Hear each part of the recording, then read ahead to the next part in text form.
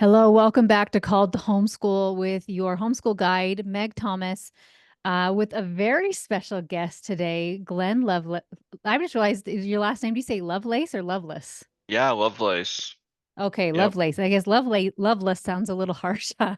Yeah, and there are Lovelesses out there, and they just don't love as much as I do, I guess. So I'm really excited to have Glenn on here. And usually around July, a lot of you know, if you remember, is my anniversary. And it is my 25th wedding anniversary that we are celebrating next week. And I thought how fun to bring on a men's coach because I always want to remind you that homeschooling is a part-time gig. Even though with seven babies, five of them are adults and are moving out and creating their own lives. And have I tried, like, as intentional as I try to be with my parenting, as I am I trying to be as intentional with my marriage as well? And because a lot of times it is just us now, and it's like, do you like this person you are now alone with? So Glenn is a men's coach. So I'm going to have him introduce himself and kind of what you do, and then we'll kind of dive in about what you like your husband wishes you knew and marriage tips and whatnot. So go ahead for it, Awesome. Glenn. Yeah, thanks for having me on. I'm excited to share my story in the perspective of what the audience is. I'm 43. I've been married 21 years. We have seven kids, A so good number. we're in the thick of it, like a lot of families are, and we've certainly had our challenges. Pretty normal stuff. Like we built a house in 2007 and then quickly jumped into a lawsuit over it for like 4 years. We ended up short selling that house. That was really hard. A year after that, I was working like three jobs trying to bounce back, and then I lost my primary source of income. A year after that, I had a gun in my hand. Like I was just not prepared to be a man going through all these new things. And marriage was really, at the time, my most painful spot. I just was inadequate with speaking my thoughts. I didn't even know what my thoughts were, let alone my feelings. And to express that from a place of confidence and not victimhood and criticism and blaming other people, like I was doing all that stuff. Yeah, I guess what I'm trying to say is Amber's had cancer. I That's mean, his wife. yeah, Yeah. Amber's my wife, right? And we built a really beautiful home during COVID, and so the supply issues were crazy, and we spent a lot more money than what was budgeted, so we had to just figure it out and be all in. And I had a really bad mountain bike accident 2 years That's right. ago. Like this week is my 2 year mark on the 24th. And I almost died twice from it. And I guess what I'm trying to say is like we're experiencing life probably like you guys are, where things are just tricky and you just really don't know what you're doing. But that's a big part of my story is just figuring life out as we go. My coaching journey started in 2008. I had just graduated college and I was selling things online. So I kind of made a deal with myself where I went to BYU and I was in the School of Family Life. And I just was not a BYU student, meaning I'm not going to spend my life in the library. Like, I just didn't see the value in getting good grades. Just good enough grades is what I wanted. You're right. And You're in good company. yeah, yeah. And I loved the program I was in and just was not gonna try to get straight A's. And as part of the rules is I said, well, I'm gonna go to every class and I'm gonna do all the assignments and I'm gonna study for 1 hour for a test at max. And while I was in class, I was like, I'm doing keyboard motions with my fingers here, but I would shop online and do auctions. And point being is I was making money online, and then I got hired as a business coach on how to make money online. And so I did that for 10 years. And 2017, I won a fitness contest with bodybuilding.com, kind of a before and after dad bod thing. Yeah. And what made this a big deal is there was like 60,000 plus people that did it, and I was the overall winner. I got 100 grand. I got to travel with the team and all the athletes and be kind of their poster boy for a year. And that put me on the map to do health and wellness coaching. And then in 2019, I went through the life coach school. I had my wife and a few other gals like, dude, you need to do this. And I was like, I don't need certifications. And Right. isn't this a program for women? And anyway, so I ended up doing that. And in the course of kind of being plugged into that community, I started noticing a crazy opportunity or a problem, I guess I would call it, Meg, where I saw these really amazing women who were transforming through coaching, therapy, personal development. They were just really making intentional changes with their lives.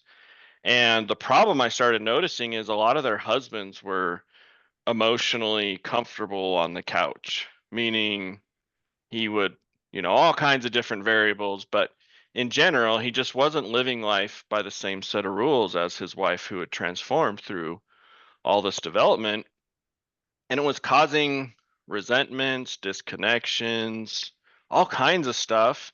And it was leading to divorces unnecessarily, in my opinion. I'm like, man, you guys are lucky. These women are doing all this work and the marriage is getting better, but you gotta change with the marriage.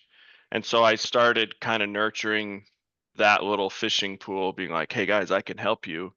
All the while like still helping men with their businesses and their health and their marriages and any goals. Like I preach, hey, your goal is my goal, progress creates happiness, blah, blah, blah. But that's kind of a an intro as to who I am. I mean, we're all so amazing and we all have so many stories to share. But that kind of gives maybe a foundation. I did just finish a book. That's kind of cool. Well, that's us. What's the Um, name? When was it? When does it come out? yeah, so the book is called Heal the Boy, Forge the Man. Oh, that's cool. Yeah, and it's this idea that um, all men have, call it stories, life experiences, things that are worth looking at and healing. Things that make us who we are and why we suppress, resist, react, and how we handle life and the emotions that come at us. And if we will pick up some rocks in our life to explain why we react the way we do and why we feel the way we feel, we can really forge ourselves as a man and become very valuable, very strong, very grounded in our ability to not only show up for ourselves, but everyone in our lives. And there's a story behind the book, and we can maybe do that another time. But Yeah. yeah, the book's been really hard. Honestly, the book's been the hardest thing I've ever done. Yeah. I can Really imagine. No, crazy. I Yeah. believe you because every time I have to write something, I'm like, it blows my mind. Yeah.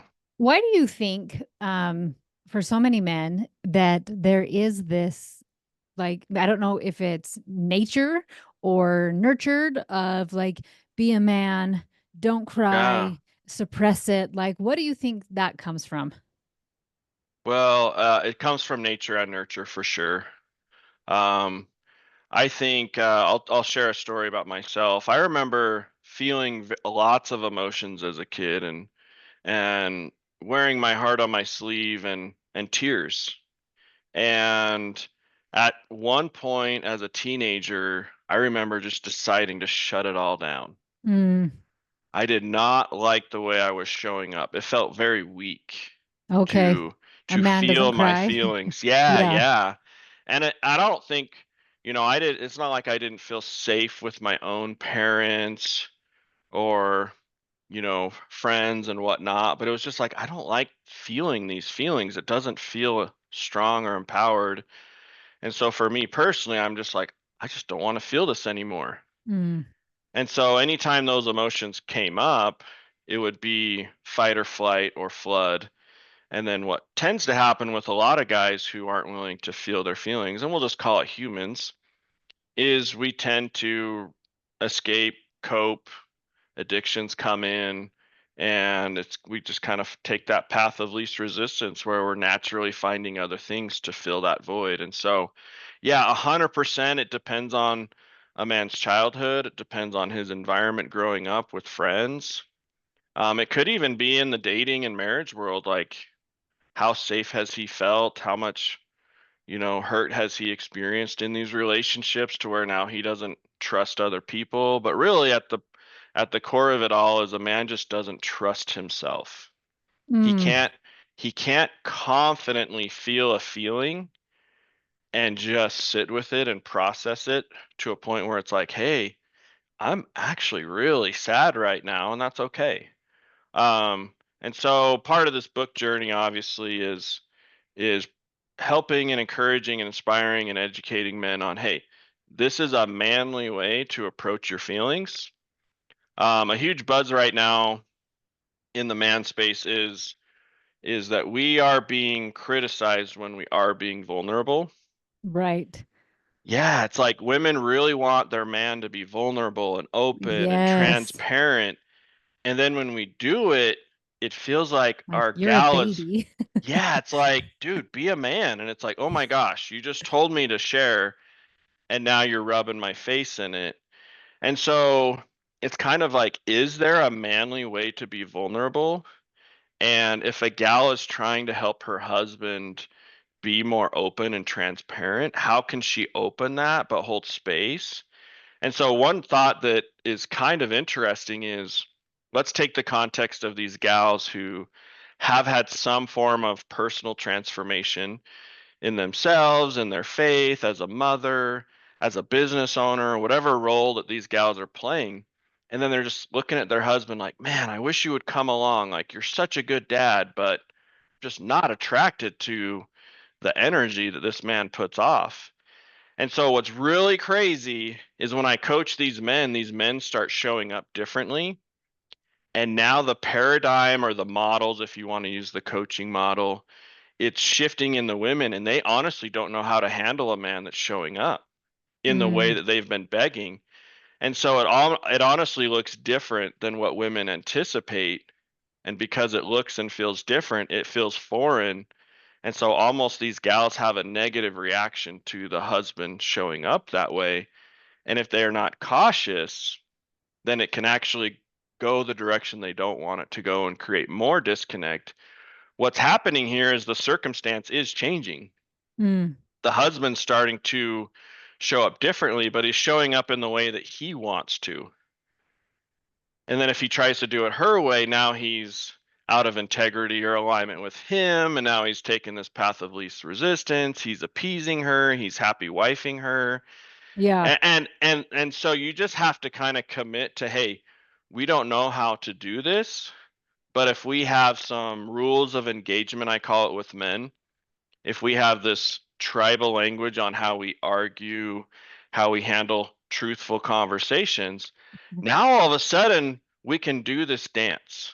We can Mm, push, we can pull, we can reconnect, we can circle back. And so sometimes we've just got to develop this language as a couple. A funny example, actually, it's not funny, but it yeah. was very powerful. I was coaching a husband whose wife was a coach, and he went on to some like alpha dude program, and he was Mhm. really excited about it because he's feeling progress. He's learning new terms, he's acquiring new tools. And then he would go and tell his wife about it, and she'd be like, ew, like, no, like, and I could play into it if you want more. But the reality is, at the end of the day, she had learned French, he was learning German, both beautiful languages, but they were not able to communicate because the tools were slightly different. So if you're in a marriage where they're both trying to transform, you got to watch for that and be like, hey, we got to come to a mutual agreement on what it means to own your feelings or what it means to give feedback. And there's all these parallels. And so one tip I always have is, hey, find a if you're both open to coaching, find a coach that speak the same language so that when you're creating this transformation into as individuals, you guys can come together and actually nurture something that's unique to you and your dynamic, your faith background, your background with homeschool and how you want to educate your kids. Because if not, now you're causing another thing that's going to potentially create more tension. It's like, why are we doing this? Like, we did this to grow together, and it's pushing us creating this apart. pushback still. Does that make sense? Yeah, no, that totally makes sense. So years ago, so my husband's been an entrepreneur our whole marriage. I think his only like official job we've had married was right in the beginning. He was a waiter at Sizzler, right? And Yeah. other than that, it's just been a full entrepreneur. And so I would read books, and if you know, oh, the owner of the Jazz, Gail Miller, she had a book. The Jazz owner's wife, Utah Jazz NBA team, and was just explaining what it's like to be married to an entrepreneur. And then I'd even listen to entrepreneur podcasts where a man would talk and he would just be like, this is how my mind is working all the time. And all of a sudden I could see my husband like, oh, this is why you give me 1,000 ideas all day long that like if I find overwhelming or whatnot. So like I Yeah. know it's going to be specific to each husband, but what are some things that you kind of see that like maybe some concerns a lot of husbands have that it would help wives to understand that he's thinking or feeling this way. Yeah, I mean, this is a big loaded question because it's obviously Yeah. circumstantial to that man. It goes into what his background is, how he grows up, how he perceives all of life. And so it's going to be super unique, but I'll do my best to just be like, um, we're diving into what is he feeling, what is he thinking, where's most of his energy going into, just kind of confirming the question.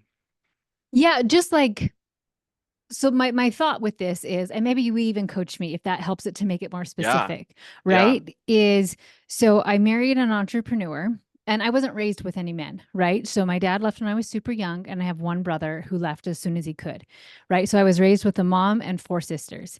And so even just getting married, I cried when he left a toilet seat up because I had never seen that. And I was mercy, like, yeah, what in the world? And then my brother, bless his heart, because he was the oldest of all of us, like he shaved his armpits before it was cool. And so I didn't know yeah, boys grew armpit hair. it was haunting. Right. And so it was like all these things. I was like, oh my gosh, this is so hard. This is so disgusting because I'd never lived like that much with a boy. Totally, right, And so like he's this entrepreneur, and so like he gives idea after idea. And so if anybody who's been with like a true entrepreneur, not like a solo, like just do one job, like that's how my brain would work. But right, like when people ask me what he does, I'm like, do you want the short answer, the long answer?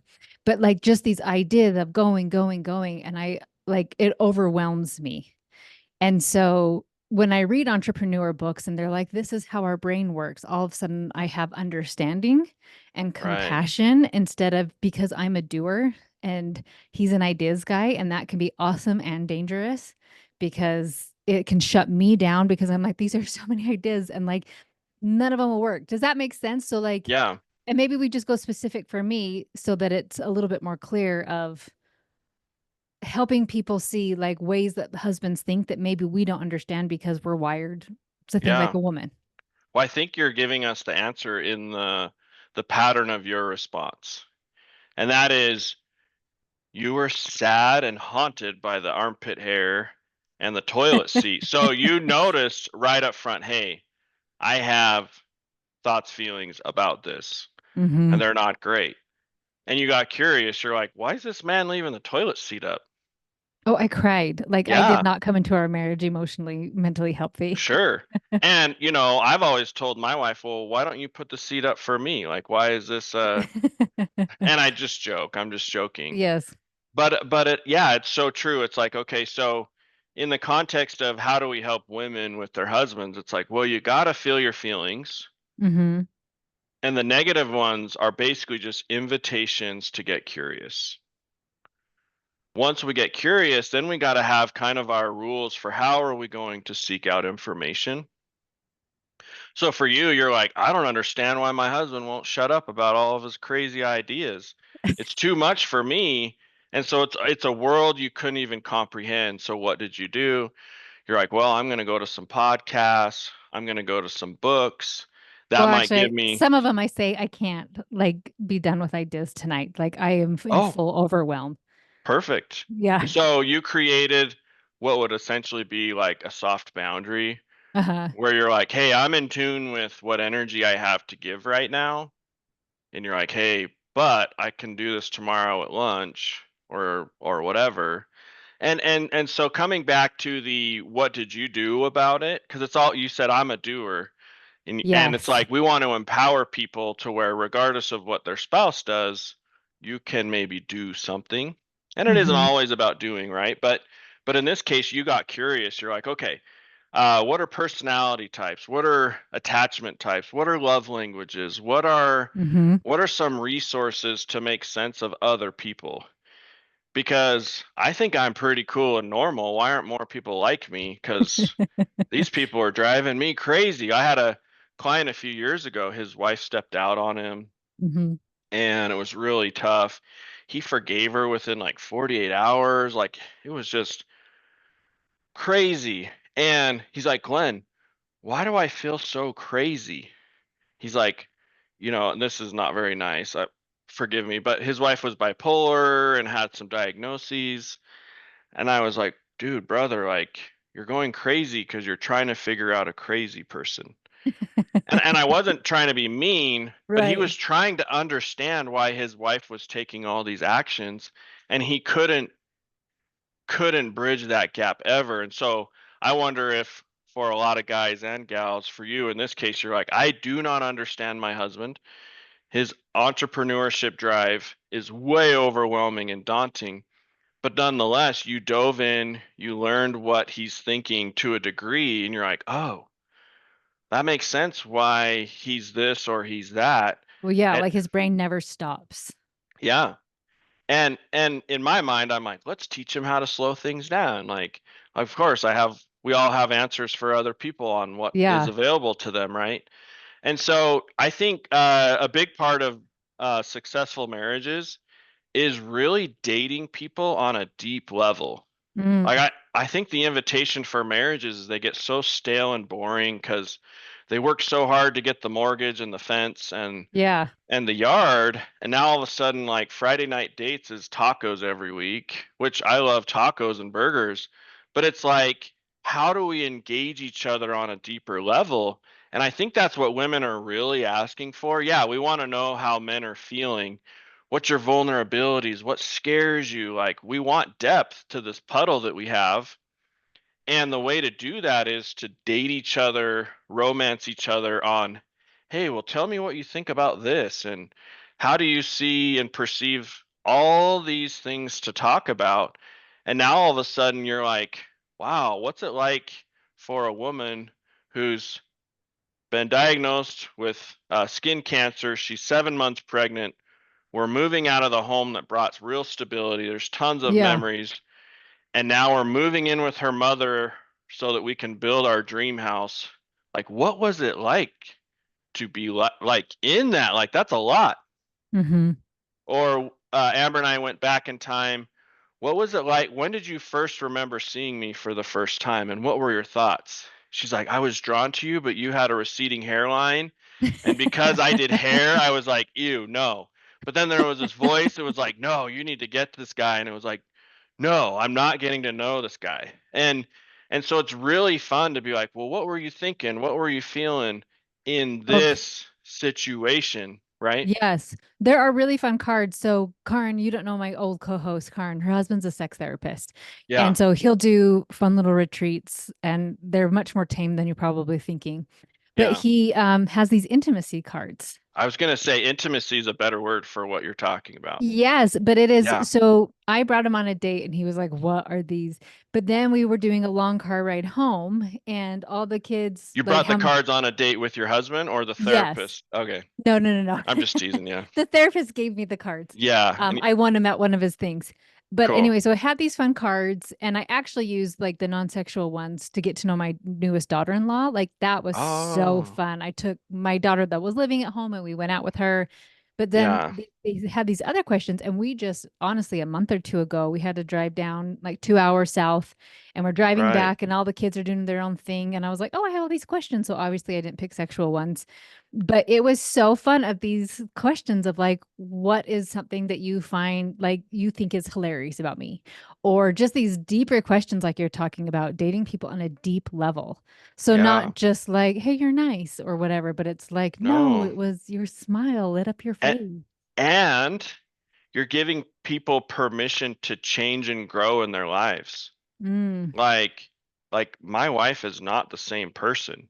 Yeah. And if I don't romance who she is now, I'm gonna be like, why don't you wear mascara every day anymore?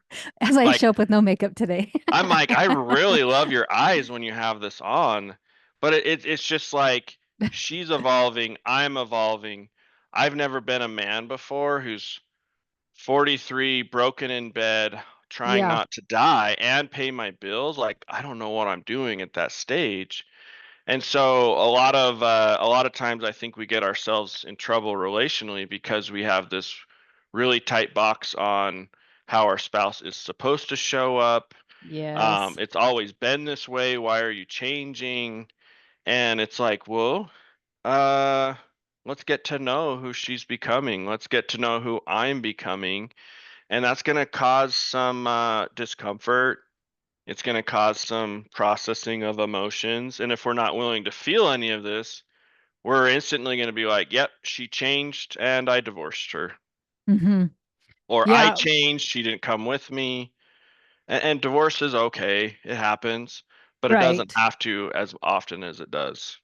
Well, so what I've seen before it happened with homeschoolers is that mom is all in with the kids, right? Yeah, And so, like, I've connected with them, I love them, I teach them, it's amazing. And then they all grow up, and you're left with this guy that you're like, I don't know who you are. I don't know right. anything about you. And I see homeschool moms getting divorced just because they created two completely different lives.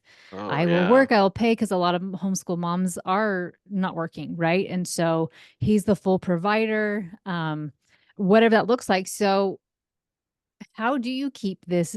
I love this dating on a deep level when you are in the mix of kids, like the stage you're in, right? How do you do this deeper level dating yeah. while homeschooling all these kids?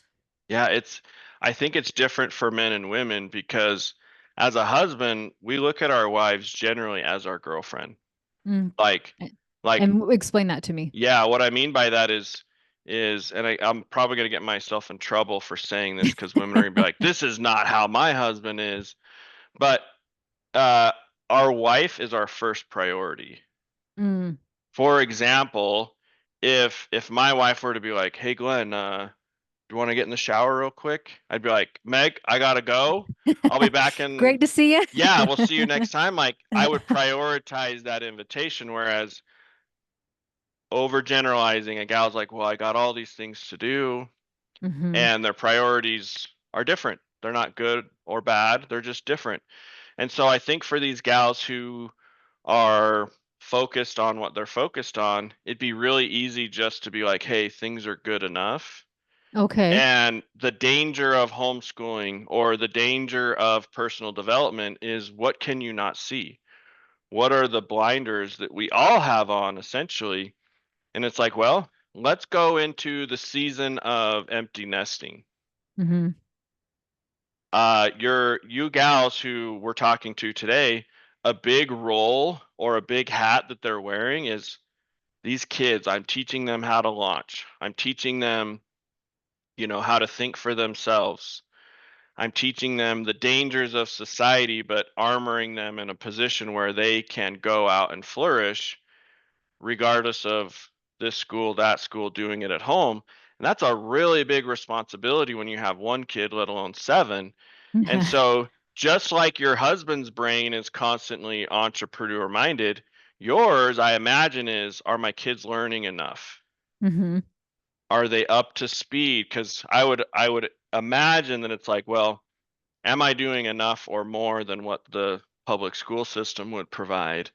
And so you're constantly just looking for metrics to be like, is this enough? Are we going the distance? And so it'd be easy to have this blinder on where the husband's doing this, the wife's doing that. And if we're not doing our old people walks, I call them old Oh people yeah, walks at tell me night. what those are. I love Yeah, that. so I noticed about I don't know, 7, 8 years ago, that lots of old couples walked. Yeah. And I was like, huh, I didn't think anything of it, but I've noticed it for years, just in the back of my mind. Um, about that same time, I jumped into a mental toughness program called 75 Hard, and part of Oh the yeah. parameters to that is doing 2 workouts a day for 45 minutes. One of those has to be outdoors. And so I was like, I'll just go walking at night. Feels good outside. I can put a coat on, whatever. And I found that I was just clearing my mind, planning the day, seeing what was going on. And then I started inviting Amber. And it just gave us this bubble where we could reconnect, hold hands, have our truthful conversations, talk concerns about the kids, who needs what, what's the schedule. And all of a sudden, we're doing these old people walks, and our relationship became more and more connected, deeper. And while she's doing hair and raising kids and juggling all the things, running the CEO of the house, and I'm working a job and running a business, we're able to say, like, hey, here's where my mind's at. Here's where my focus and energy is. And then we're able to make requests on, hey, here's what I need. What can I do for you? And it was a way for us to live our separate lives for 20 hours of the day, but then come back Hmm. and be like, okay, here's what Amber's going through. How can I help? What conversations can I have? How do I support her? How does she support me? And so, kind of coming back to your question of, hey, how do couples romance each other? How do they stay in touch? How do they date each other beyond just tacos on Friday night? And it's like, well, you need to be sharing what you're going through so that when the season of your life changes to empty nesting, Hmm. it's just the kids that are leaving, but you guys still have this connection, and now you got to create what you're going to do next. But like you and I are probably seeing, so many couples are just so busy, so distracted, so focused, however you want to look at it, that they're not nurturing the garden of the relationship.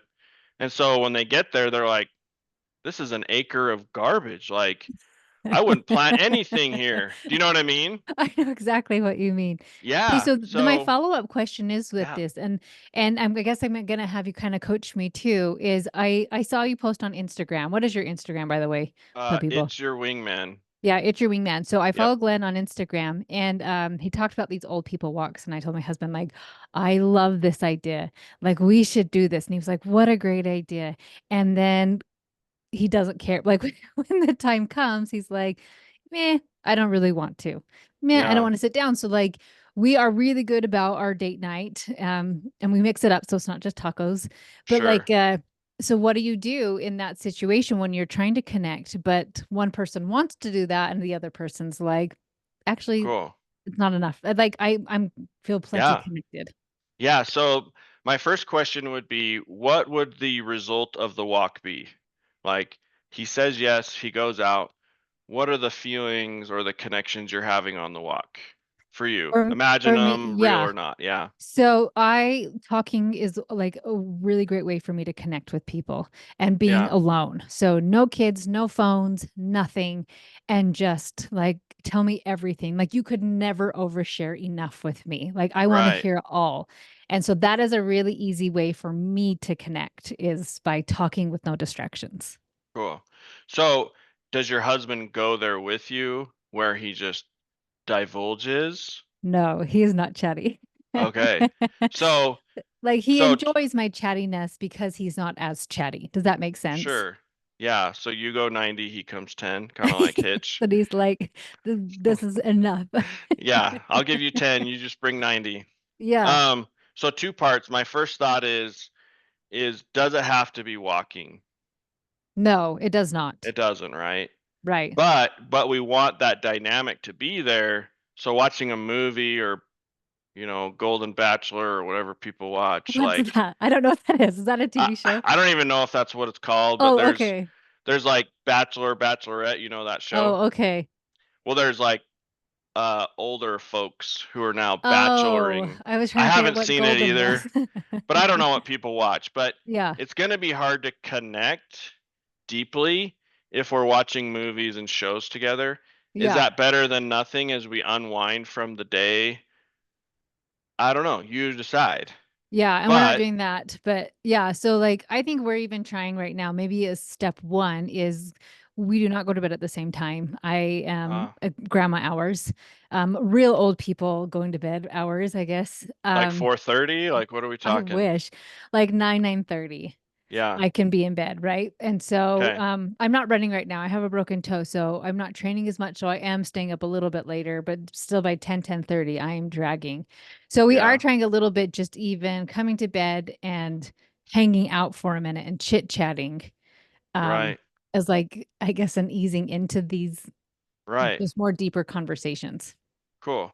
And it could be like preparing a meal on Tuesdays and Thursdays together and you banter like I don't know what you create, but it's Yeah. obviously like, "Hey, I'm going to bring a couple ideas and I'm going to ask him or her to bring a few ideas and then let's just start playing with what works. What's our walk?" Cuz well, you're Yeah. right, it doesn't have to be a walk. The second thing is more on his side, and that is why is it difficult to draw more out? Well, I can answer that right now, like the pressures he has. And that's what I'm trying to understand. Like, while I was in the middle of having babies, right? Yeah, Like, he had to pull a lot more weight. And outside or both? well, just like in our lives, right? Okay, Like, I'm pregnant, nursing, and have toddler. You know what I mean? It was just pure chaos. And right, so I wasn't always available emotionally, mentally, physically, all of those things, just like children all over me, passed out by 8:30, and just like, I'm doing my best, sir. So kind of in right. survival mode.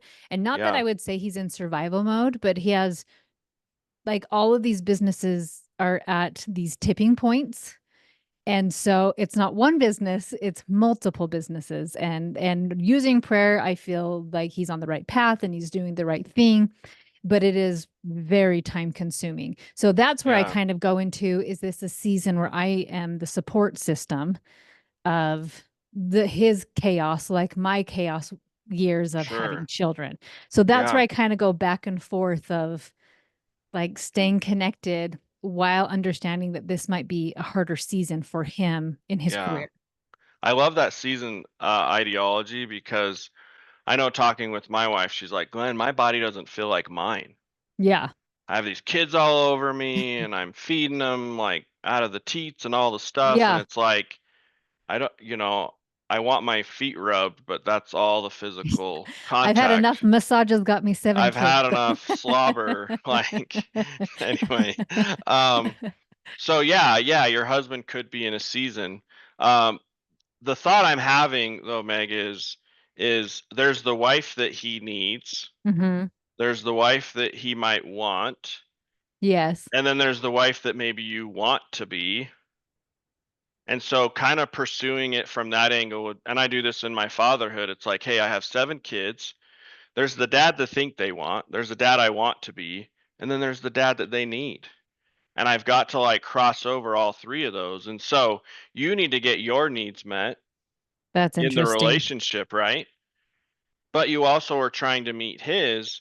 And if you challenge him, you just might be the solution that he needs. Oh, I already know exactly his answer to this question. Yeah. Yeah.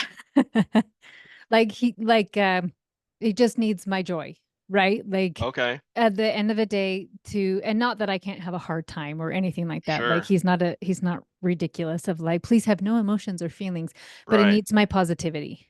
So Fair. when people all over the world and he's talking and he's traveling and all the stuff, that like I'm his safe place. Cool. And so yeah, so that's I know exactly what he would say to Cool. that answer.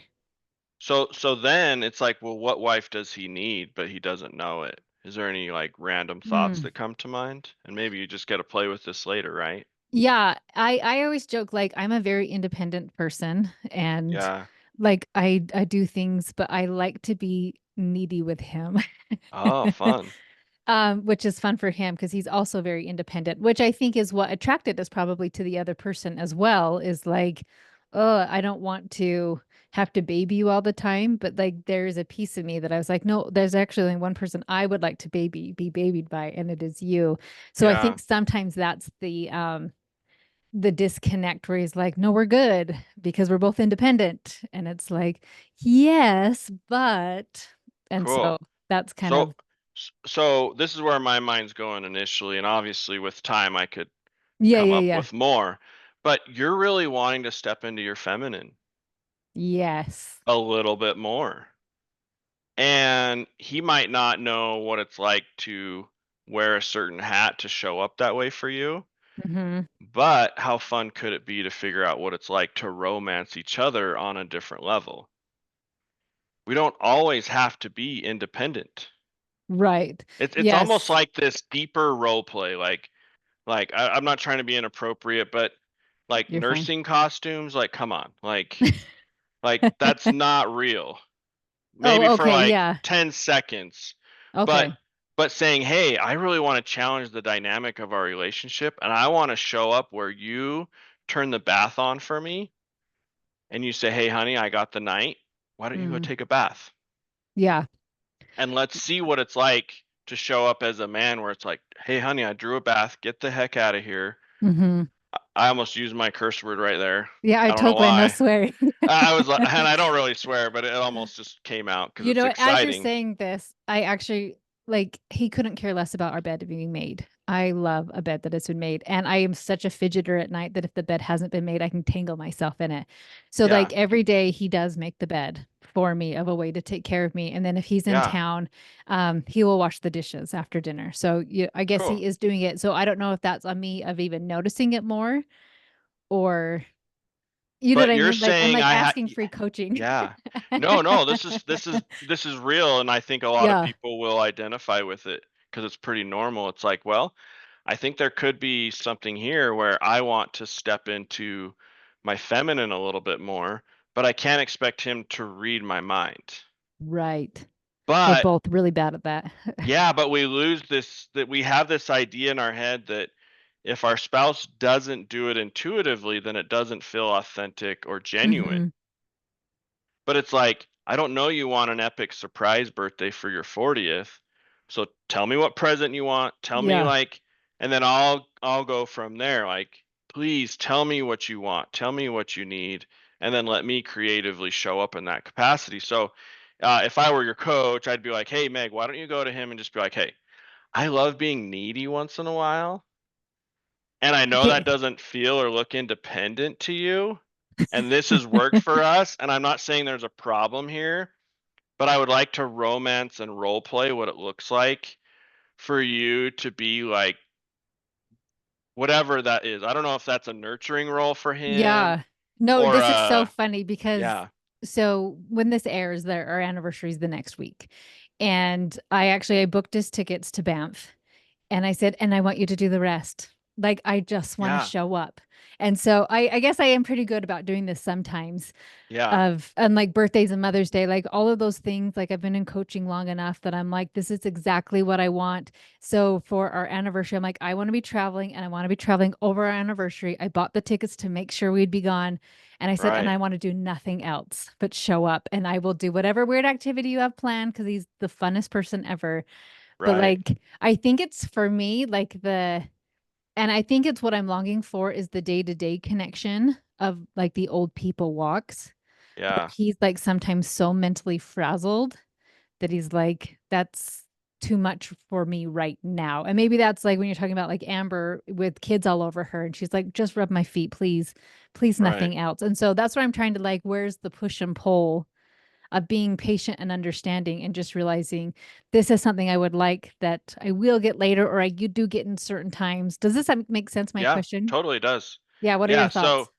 so you've set the tone where hey, we're going to be out of town. I want you to do the rest. Yes. Like my first thought of the old Glenn, like I don't watch TV, Uh-huh. eh, but I love watching TV in a hotel room, like Impractical Jokers. Yeah. I could watch that for hours. And Amber would be over here like, "What are we doing?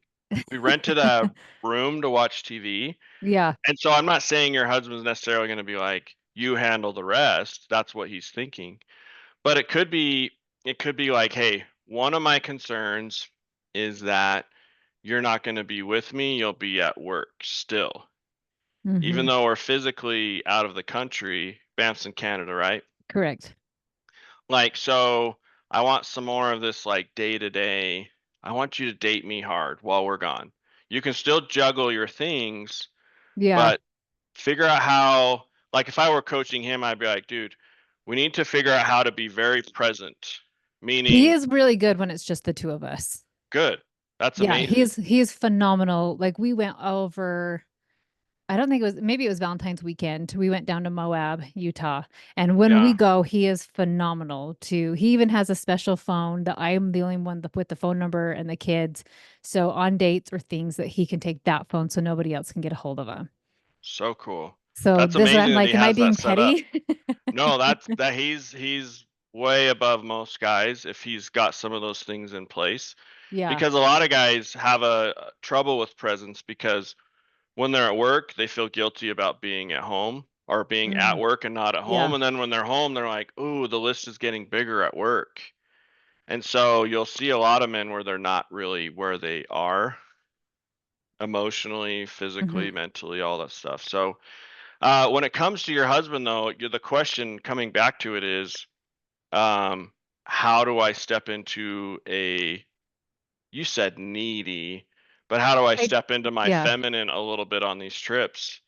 And Well, it's the like, trips I'm okay with. It's the okay, day to day. oh, sorry. So we're going back to home. Yeah. How do we bring some of that back home? Right. Yes. Okay. So I think men are very ingenious when it comes to solving problems. Yeah. And so it'd be like, hey, I want to bring some of this home when we come home. What would that look like? And he Are you might be, asking or you want me to no, share? I'm just Okay. hypothetically, you're like, hey, husband, what would it look like to do a little more of this at home? Hmm. Would this be fun? What would that look like? And I don't want to necessarily give you the answers. I just want to give you a problem to solve, and I want to see what you come up with. And if you need little hints along the way, I'll be thinking. But it Yeah. could be like little texts throughout the day. It, Yes. it, it could be as simple as like having someone show up with a treat. Yeah. It could be like reading the same book together and then We are doing that. That talking is a about it ton of once in a fun. Yeah. while, right? But generally most of these things are not very expensive. Hmm. They require a little bit of thought and a little bit of planning. If there's guys out there listening, there's a show I watched years ago where the husband was a bookkeeper. He was basically an accountant, total nerd, total like, you know, logical thinking, non-emotional. And he scheduled in this what he called like special lady day. And every 1.6 months it would come up in his calendar to like do the flowers and the massage gift cards and just whatever it was. And so because it was every 1.6 months, his wife didn't realize how he had added structure to the improbability of being spontaneous. And it Yeah. was just a genius way of romancing his wife, and it always stuck with me. But I think that's what maybe you're asking for is like, hey, I want to be flirty. I Yeah. want I want to be nurtured, I want to be cared for, and I'm challenging you to see what that looks like. You're already amazing, you're already enough. And I wonder too, with like, we are just entering into a new phase. And so Totally. it's probably been enough because there's been so many kids at home. And Yeah. so, like, my world has completely changed as far as like homeschool super short with just two kids, especially one of them's 14. So, And you're like, better at it now than you've ever oh been. yeah, So it's so I'm super super easy. quick. My Yeah. cute daughter-in-law will take my youngest with her a lot. So like Yeah. he's even gone a lot. And so it's just this new phase. And so as you're saying this too, I'm almost curious if it's me, just this neediness I'm feeling is because I don't have littles needy to me anymore. Like, and so it's like, well, now I want to be taken care of. Like I've been Yeah. taking care of all these people. So I don't know. I wonder if it's just this new phase for me as A I'm hundred entering percent it that. is. 100% it Okay. is. Because like we know, a new circumstance will always interrupt our thoughts. Your Interesting. feelings are sensing this change coming and it's Yeah. already happening, but it's also a gradual one. So it's like, this is a transition. This is a void, a valley, a gap where you're like, what am I going to do? The Yeah. answer that you won't like is we're all here to take care of ourselves. I know, Glenn. You know what I mean? And so it's like, 100% I know what you mean. it's like there's no amount of neediness that you could bring to him that he could resolve for you. Obviously, he could be there as a partner and a support. And yes, as men, we can always step it up a little bit and adapt and grow with the relationship and change with the dynamic and learn how to do the dance a little bit differently that keeps it united and whatnot. But at the end of the day, it's like, oh my gosh, Meg has some changes coming, and what's she gonna do with her time and her energy and her mental capacity? Yeah. And it's the unknown, right? Yes, and so, like, even looking at it, hearing it from you, it's almost like if I were coaching myself, it's like I'm looking for him to fill the void. So as Yeah, you were talking about husbands, I think you said escaping, like in coping, like he's my favorite coping mechanism. right. Yeah, and how lucky is he, right?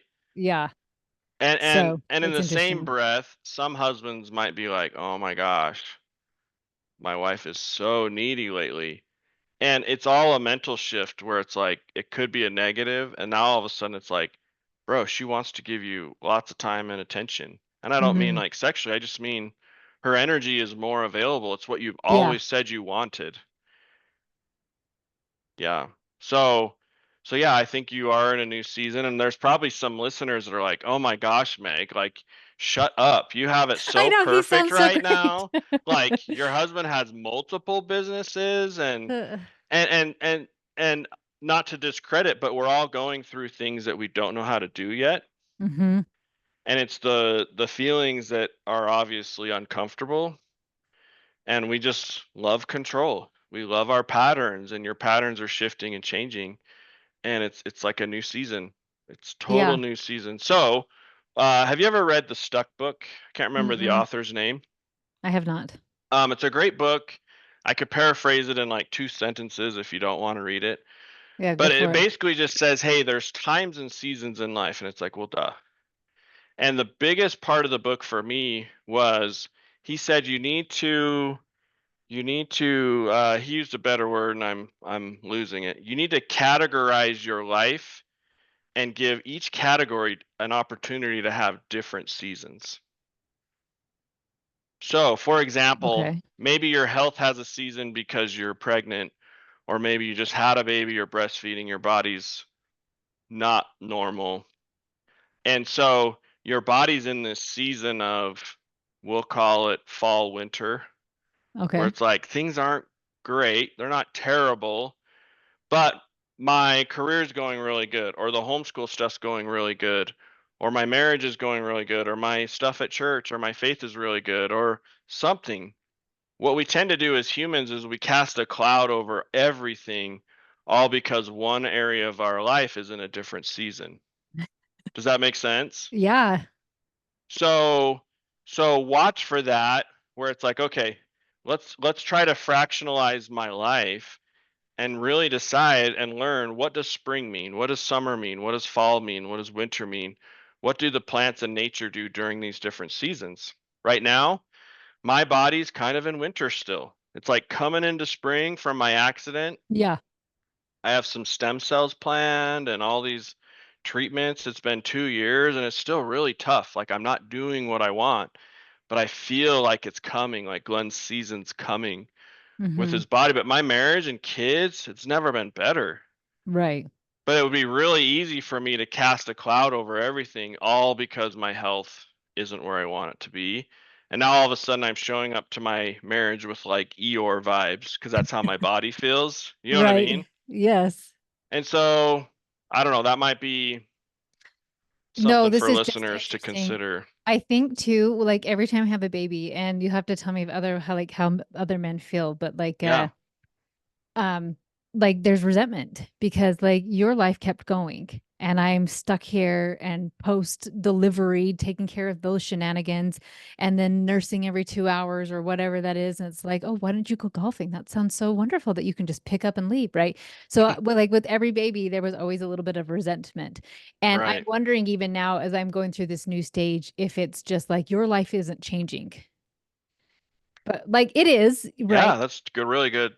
But it's that same idea of like, even though he's paying for this baby, or like he does help with babies, he's not a deadbeat in any way, shape, or form. But it is very different when you're the one nursing Right. or recovering Absolutely. post delivery.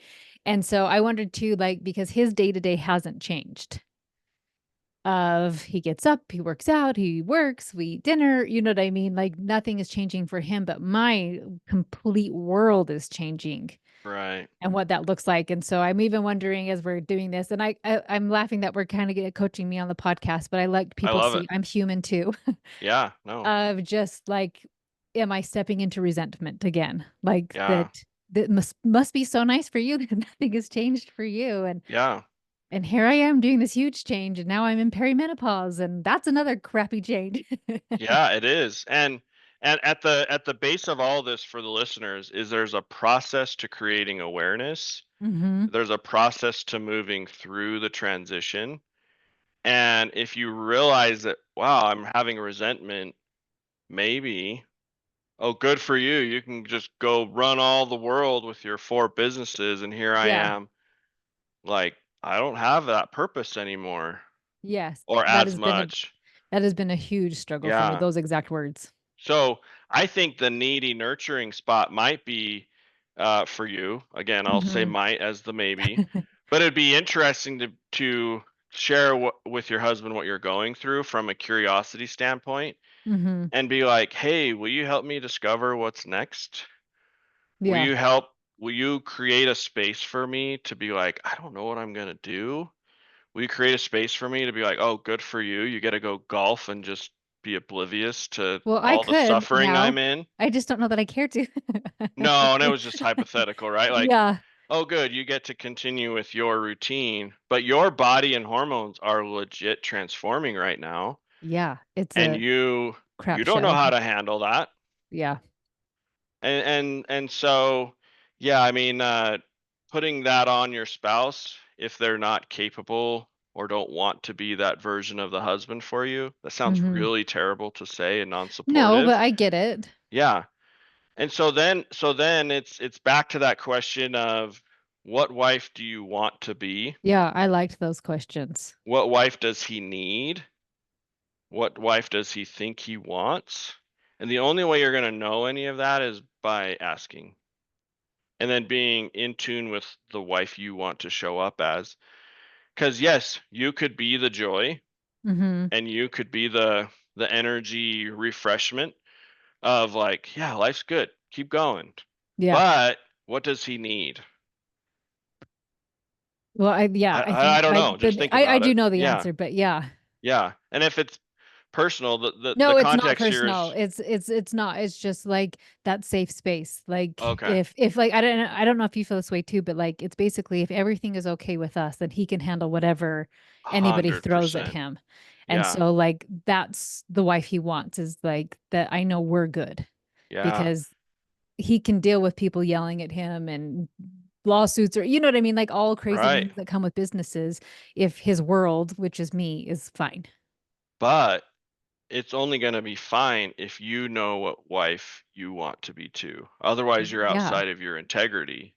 No, and I think that's what Does that we've make talked about sense? too is now that I don't have a baby is like the wife I want to be is like I want to tag along. Oh, cool. I want to tag along on work trips and bring my youngest and like he and I go play all day Heck my yeah. son and then like at nighttime that we get to have family time still. Yeah. And so, oh, I know exactly what I want to be. So I Yeah. don't know if he wants that. So that would be a conversation, but like Right. that for me would be a dream because then I'm traveling and I want to do more world schooly type stuff. And but then we'd Right. still get to see each other at night to keep that connection going. Yeah. And it could be a compromise where you're like, hey, whatever that compromise is, every Yeah. other, because it is tasking to, this sounds terrible, but the energy expenditure to be in the home with your wife and kids, it's real and it's there. And so a man just needs to be extremely present with, for me, it's taking the hat off Uh-huh. and then putting it back on. So like years ago, I noticed that when I came home, I didn't know what I was coming into. Yeah. My wife What does fire? hair, and it could be, we don't even know where the kids are. Right. And it looks like she's literally done nothing based on the results of how the house looks. And so it'd be really easy for me to come in as a husband and just judge my wife, like, what did you Hmm. do all day? Yeah. Like, is this all my children and bonbons? My dad used to joke, like that's a soap opera show from Yeah. the '80s, right? And so as a husband, it's really good for us to consciously take that hat off and be like, okay, 20, 30 minutes, 100% dad husband mode. And you can completely change the dynamic of your house if you come in that way. Hmm. If you come in with work on you still, meaning you're on your phone, you're texting, your emails, you're handling schedules and all that, it impacts the house. And then you're not where you're supposed to be. And so I would challenge men if they're listening. And that's the fun of this podcast is the listeners can send this to their husbands and Yeah, have a conversation about it. I But think it's so. like, yeah, totally. So coming back to your dynamic of, hey, your husband normally travels, which Hmm. means he has that decompressed time where he has a pattern that works for him. And now the circumstance changes. Now Meg and a child or A two is bonus baby. gonna be there, Yeah. which is going to change the circumstance. It's gonna challenge how he reboots at the end of the day. If he even stops, he probably doesn't. No, he has no desire No to ever stop stop button. working. Yeah. Well, I mean beyond the 5, 6, 7 o'clock at night. Oh Like if yeah, he he's never has. traveling, He's always working. like he's going until 10 p.m. and now all of a Yeah, sudden you're here ready to like mingle, and now he's feeling this pressure to do to be on. both. Hmm. Yeah, and so it's like, hey, I am gonna challenge this. I am going to start traveling with you, but I already know that this is going to be the thing that causes some friction. So let's figure out how to handle it because I want to travel with you. Hand it back Okay. to him, but help Yeah. him. Does that make sense? Yeah. No, this has been so good. I actually had no intention of bringing up my own husband No, in no, the today's poor guy is going podcast. to be like, wow, great. We just talked about me. No, but No, he he really sounds is the amazing. He best. sounds like if I was looking for a second husband, he'd be like my first And candidate. he's a total catch, Glenn. Yeah, He's a seriously. big, strong man. I'm always teasing my wife. I'm like, I need a second husband just to like do the chores and pay the bills. Oh my Like, how gosh. We joke he amazing would has a that gym be? husband, but A gym husband? That's awesome. no, and I laughed too because so he's a big workout guy, right? Yeah. My son owns a gym, and so he works out there, and he's hit a 300. He's in the 1,000K club, and so he can bench 300. And so other guys are like, Squat, yeah, deadlift. yeah, Yeah. all the things. And so it's funny because girls couldn't care less, but other Oh boys are no. like, oh yeah, he's my man. Men go to the gym to impress other men. Like, It is more true than anybody yeah, knows. it is so true. Yeah. No, this was really helpful, not only for me. Yeah. Thank you, but I hope this is helpful for everybody out there, no matter where you are in your phase. Yeah. And I think even understanding like when you are in this phase that I'm in now, where kids are moving on and maybe you only have a couple kids. So like it's gonna happen really fast for you.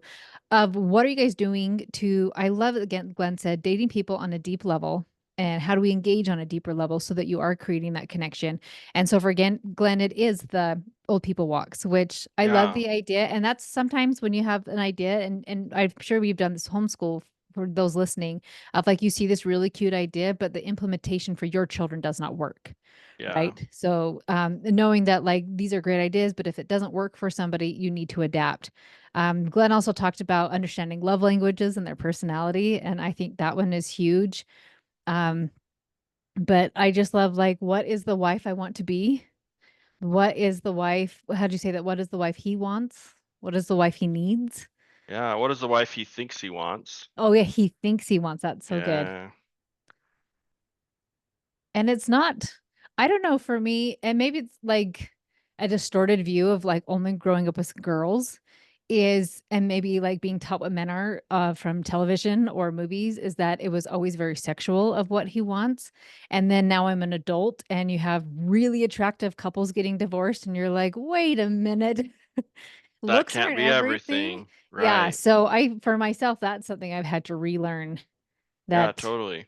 it's not a, it's not the biggest thing, right? Obviously, you're attracted to somebody, but it's not the only thing. Well, and Glenn, in our culture, we think that if we get married at the right time in the right place, that we've checked the box. And it's like, yeah, no, you just bought the plot of land and now you got to run the garden. Like it still takes a lot of work. uh-huh, And as seasons change, that introduces new dynamics and challenges.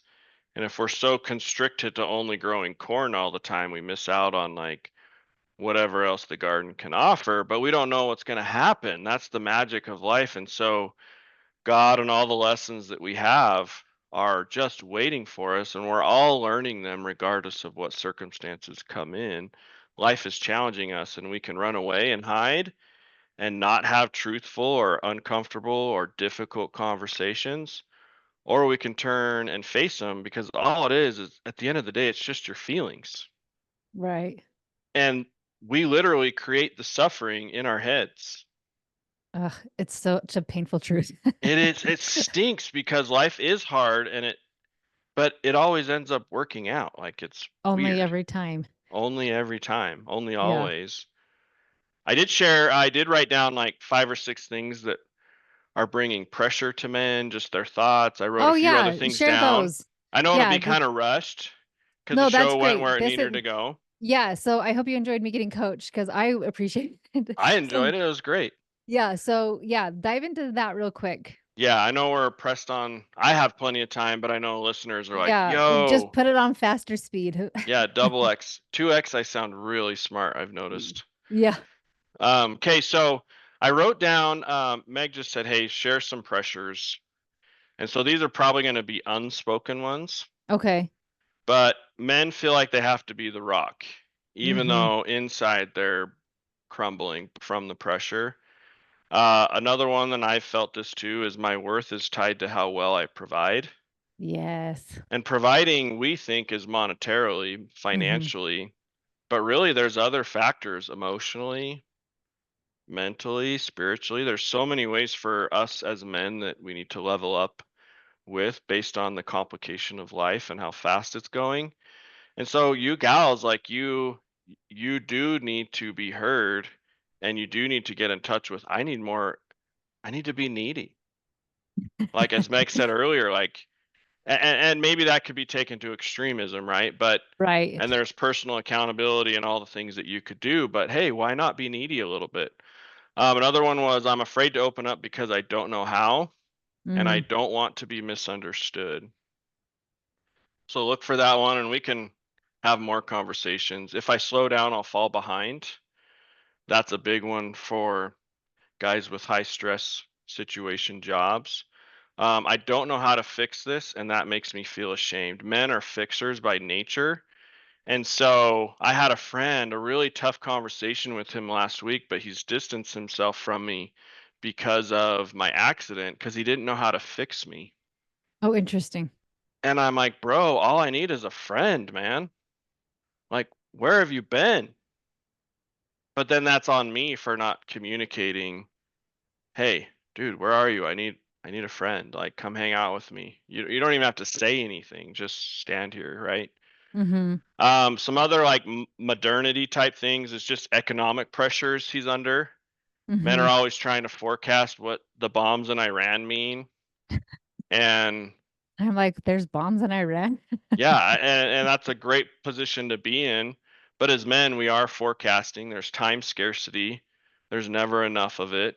There's Yes. lots of like challenging gender roles right now where men maybe didn't grow up changing diapers or seeing their dad do a lot of these other things, and now it's becoming more of a partnership which I am all on board for.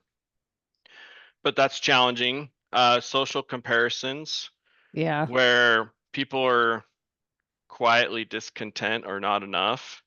Um, and then the last one, this is the number one thing. I've started supporting a group called I Love You Bro. It's a Yes. project. Have you heard of that one?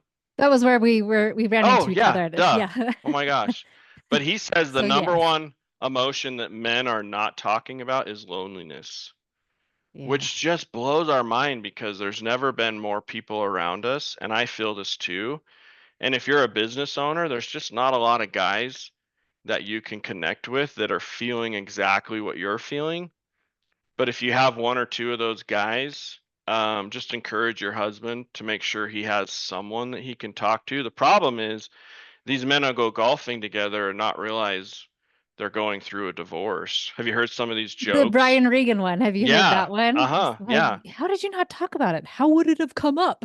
Yeah. Well, but that's men to a T. And so, men, we could do a better job of really sharing where we're at. But that comes back to being vulnerable, and there's a big misconception around vulnerability right now, especially with men and women, where women want their husbands to be vulnerable, but then they're not attracted to that version of Yeah. vulnerability, right? I've seen that. I watched a Yeah, lot of videos with that too, of like women say they want it, but they don't actually they want to hear don't. it. Yeah, and that's because it challenges the way they view their husband, and it's just messy. Everyone's gonna have to Hmm. like sort through that. Um, there's four more. Do we have time for Yeah. four more? Oh yeah, absolutely. Okay. So in the house, there's marriage and family pressures where I think a lot of men want to show up, but they don't know how to do it right. So men are looking at their women and taking the path of least resistance. They're happy wifing her. And Yeah, you've and talked about that before. yeah, tons, right? And I like it. it's like, well, if you're doing things to appease your wife, there's probably a better way to do it. And Mm, if you're forcing your husband to put dishes on the left side of the sink rather than the right, like, let's just celebrate that he's doing dishes at all. You should yes. still give an input and be like, hey, this really matters to me. And then hopefully with time, he'll be like, okay, what's the big deal? And this is Glenn's personal. I'm left handed. Dishes go on the left when I'm done rinsing them, but the dishwasher's over here. Yeah. So he doesn't feel emotionally safe. That is not your problem as the wife, that's his, but he's probably gonna blame it on you, Yeah, because because we all do, right? we all do. Yeah. I'm literally doing that right now as all my kids are leaving. Like you need to be Yeah. more understanding Yeah. to what I'm You going need to through. fill this huge bucket. Yes. Yeah. He needs to be believed in, Mm, but often men, they hear everything, and what men are listening for is where you're disappointed in them, and so a lot of husbands will say, "It's just never enough for you, is it? yeah, When's I've it heard gonna be that. enough with you?" Right? And so John Gottman has this 5-to-1 ratio. This is unrelated. Have you heard of this ratio from John Gottman? No, but like I've heard things like Ratios. the idea with kids, like it's the exact same thing with how you treat a child was how you treat your spouse. Not Yeah. obviously intimacy is a different level, but like Yeah, the what are you doing right versus what are you totally. doing wrong? So in John Gottman's context, it's like, hey, we're gonna have these negative overlaps with our spouse. And John's challenging us to have 5 positive ones to every one negative. And so I feel like that could be really great for men who have this thought that they're never enough, or that their Hmm. wife is always asking for more, more, more. And so, this isn't about you gals changing you so that he can be happy and comfortable. Right. But if you want to look for a place to improve, I would just check in and don't make any changes right away, but watch yourself. Be like, am I being positive, supportive, respectful in the way that he likes it? Am I believing in him 5 times to the one? Hmm. And if the answer is no way, or I don't know, or not yet, then maybe work on that. Last one is he carries guilt for being gone so much. So Yeah. typically he is probably not going to feel like appreciated. And I Yeah. think this goes for women too. Oh, absolutely. I don't feel appreciated. And so I think what's crazy, Meg, is like both couples generally want the same thing, like we said earlier, like almost Hmm. always. And so when we're feeling this way, like disrespected, unappreciated, he probably feels the same way. That's the hard truth, right? And if Yeah. he's feeling that way, I bet she's feeling the same way too. So I don't know, kind of tricky. So it's hard to give all these things and not give a few more suggestions. Um, I know a lot of women in this space, they feel like they're mothering their husband Hmm. or putting pressure on, and then that pressure is not being received at all. And so I don't know, like if you have thoughts on that, but Well, I've just seen so like I don't know, it's been interesting like our own marriage journey because I came into our marriage just so I don't know if you know my story too is like right when we first got married I had multiple suicide attempts and I was in the hospital, so like that's our first 6 months of marriage, right? crazy. And Yeah, bless his heart, I always said like, why did you stay? We were at the very beginning, no kids, and like he's the greatest, and he's like, because I always knew who you really were, like I knew you just had trauma to heal, and like I always amazing. could see you, so he's the greatest. um and I don't know, like we've just always had each other's backs, and we could go through, like, everybody could do their stories of the hard crap they've been through, right? Yeah. Like this amazing thing happened. So somebody else, maybe it's a child's getting really sick or an illness of loss of things. And we've gone through our own things. And it was like one of the days, like he was in finances and there was a big, huge loss with finances, right? And he didn't talk for a couple days. And I was like, what is going on? And, so I go down to his office and I was like, "Are you okay? Like, you are not talking, like, just in this stupor of like, I don't know what to do." And luckily to the grace of God, when he told me what had gone on, instead of like, "Oh my gosh," and getting mad at him, I just said, "Are you okay?" And like those little things have, I feel like, have helped our marriage to get to the place um where we are now, and I think it's just gonna keep getting better, and we actually, like, because I used to be a yeller, and then went years where I could go a long time without yelling, and then the last time I yelled was maybe 4 or 5 years ago to him, and I was like, "Never again," and I went and got therapy help of just, like, I never wanna yell at him again. I can tell that I'm going into fight or flight, and I'm taking it out on him, um, and so it's just been interesting that improving your marriage is really improving yourself, you know? Yeah. Because then you're not like I'm losing I've lost the desire to yell at him, right? And so now it's like, okay, now I'm wanting him to fill a void. So that's now showing me where I need to work on, and where everything, honestly, right now my thought with that is everything else feels empty compared to raising children. Like nothing feels as complete and whole as being pregnant and raising a baby. And so, but that's my thing, to up level myself and to not put it onto your husband. Yeah. And so I don't even know if I answered your question. Yeah, I just no, went on a tangent. no, I love everything you said, and I think a lot of people will relate, or you're planting ideas that will forecast what they're going to eventually go through as well. And Mhm. what's really crazy is our thoughts are so crazy, dangerous, and opportunistic because it's like you're still a mom, Meg, Yes. right? And you get to be a grandma if you're not already. Like, No, aren't you no, it'll expecting? be like, it's Yeah. like 6 more weeks or 4 more weeks or something. Yeah, and so the challenge is well, how do I be a mom of adult kids? And some of the moms out there who they're like, "Oh, Meg, you just wait." Like I loved being a having mom of adult adult kids. kids. I know, but adult kids have big life consequences and challenges. And so, yeah, your motherhood still continues. But so many things you said I can relate to in terms of like your husband going through this huge financial crunch with work. Mhm. And one thought I have is like, let silence be sacred is what I wrote down. Oh, I'm so, Does that like, make because sense? I'm so chatty, Yeah, silent I am so uncomfortable with silence. totally. Because of all the things, and we could dive Wait, into it, say it but we again. won't. Let silence what? Just be sacred. Like honor Sacred. honor like that maybe he isn't ready to talk, or maybe you're the gal and you're not ready to talk. Oh, I'm And always so, ready to talk, friend. yeah, I know. And maybe our spouse is, and that's why we attracted each other to challenge each Yeah. other. But it's like just sitting with people can open the doors. It can Oh, like it can like melt the person. And that comes with, "Hey, how do you need me to show up right now?" And then your spouse being intuitive enough to own what they actually need and not criticizing or being defensive and all the things. yeah. No, So, that's interesting because mine would say, "I need space. I need silence." yeah. But I'm so uncomfortable with that. And So, you're so bubbly, like my yeah. daughter, she gets out of control at night, just so excited. Well, yeah, they ramp up. Yeah. Uh-huh. And she was really young, but she's like, I'm like, "Oh, shook up soda." Like she literally Yeah. said that, like she was ready to burst. So it's really crazy. One tip I have for couples is kind of focus on one goal. Like become a Mm, partnership over one area of your life, like where you feel like you're a team. I had yeah.